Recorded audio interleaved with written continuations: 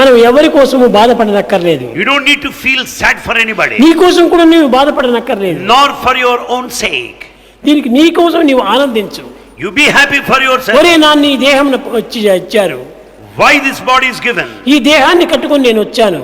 I am here with this నేను body. దీని వల్ల సాధించేటువంటిది ఏమిటి? What is that I am going to achieve with this ఈ body? చదువులా కాదు, Is that ఈ education? సంధ్యలా కాదు, No. ఈ ఆటలా కాదు, Not the ఈ games. పాటలా కాదు, Not the ఈ music. మాటలా కాదు. Not games. దేనికోసం వచ్చాను నేను? Why are you here?